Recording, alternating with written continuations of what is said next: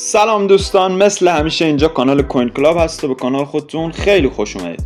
توی این ویدیو میخوایم در مورد فصل 1 همستر که به اتمام رسید و معیارهایی که قراره توی توکن دهی تاثیر داشته باشه رو با هم بررسی میکنیم و اینکه الان تو چه مرحله هستیم و فصل 2 قراره کی شروع بشه و معیارهاش چیه. پس بدون معطلی بریم سراغ ویدیو. لایک، کامنت، سابسکرایب هم فراموش نکنید. خب این فضای اصلی فصل جدید همستر هست که این فصل به گفته خودشون داخل کانال تلگرام این فصل موقتیه. این یک بازی ما بین فصل 1 و 2 هست که تا چند روز آینده، تا 4 روز آینده، همینجور که میبینید تا 4 روز آینده که قراره توکن ها رو واریز کنن، این بازی موقتیه و توی گفتن که تعداد الماس ها توی فصل بعدی تأثیر دارن. پس یعنی هنوز فصل 2 شروع نشده. قبلش بریم معیارهای فصل 1 رو بهتون توضیح بدم. وقتی که وارد ربات بشی اینجا بهترین کارت های فصل 1 رو بهمون میگه که اینا بهترین کارت های فصل 1 بودن. بعد تعداد روزهایی که داخل همستر بودید، من 101 روز داخل همستر بودم. بعدش تعداد لول هایی که کارت ها رو ارتقا دادید، یا همون بگم تعداد دفعاتی که کارت ها رو ارتقا دادید. آپگرید های کارت ها هست که 2526.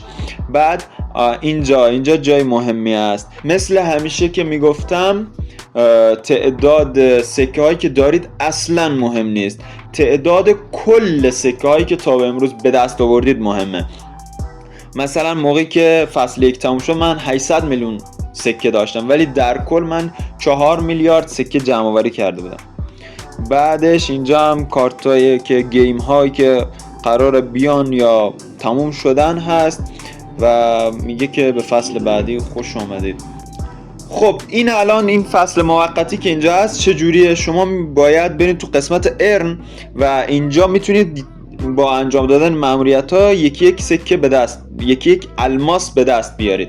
این تاسکا رو حتما انجام بدید و چند تا الماسی که میتونید به دست بیارید و بیاید توی قسمت پلی گراوند و قسمت نیو کارت. اینجا هر تا میتونید کارت ها رو بردارید. تقریبا مثل همونه، فقط جای سکه با الماس عوض شده.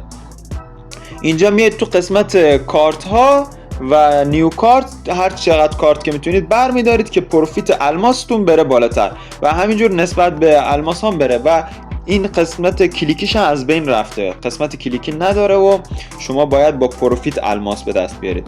تو قسمت پلی گراوند هم گیم داره که فصل جدید همستر گفته قرار گیم محور باشه، یه مکان گیم باشه که توش گیم های مختلف بذاره. میتونید این بازی ها رو هم نصب کنید و بازی کنید و کد به دست بیارید، لینک به دست بیارید و اینجا بیایید و الماس هاتون رو دریافت کنید. و قسمت مینی گیم هم هنوز سر جاشه، فقط پازل گیم اگه انجام بدید هر روز یکی الماس بهتون میده و قسمت این هم که سکه بهتون میداد با انجام دادن تو مقدار خیلی کمی الماس بهتون میده. این به نظر من ارزش وقت گذاشتن نداره.